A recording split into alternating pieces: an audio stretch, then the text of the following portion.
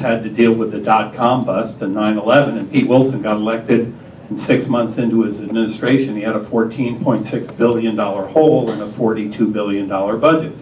We've let 40,000 felons out of state prison. The violent crime rate's up 15.7%. You got, according to PPIC, 2/3 of Californians want to move, a third want to move out of the state because of the high cost of housing.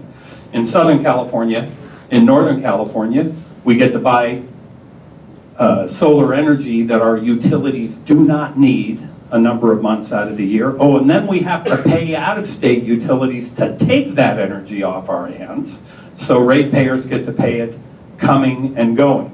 Democrats talk a great game about income inequality. They've been in charge of California for 8 years. We have the greatest income inequality in America. So you posit an interesting question. We're going to be talking about we're going to be talking about California and how you make California better. I find it interesting that the Democrats own California and they don't want to take credit for what's happening here. They want to talk about Washington, D.C.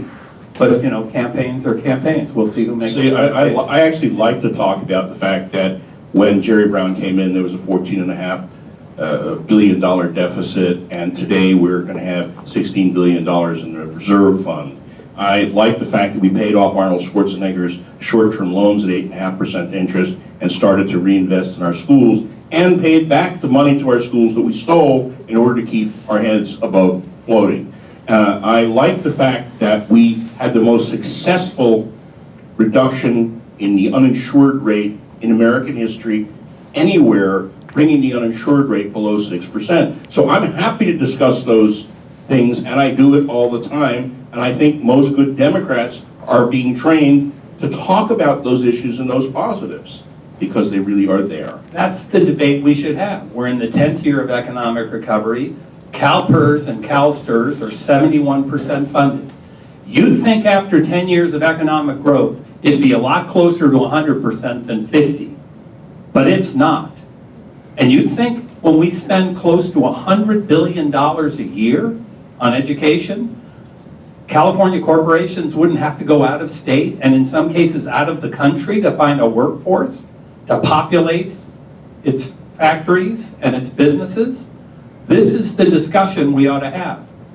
And you know, I like Anthony Rendon. I don't want to get him in trouble, but Anthony Rendon himself said if Hillary Clinton had been elected president, we'd still have a welfare problem. We'd still have an income inequity problem. We're 10% of the population, we're 37% of the welfare recipients. I think these are discussions that we ought to have. And every time somebody talks about Donald Trump, it's designed to distract from what's happening on the ground in California. I think that was an excellent question. Thank you. By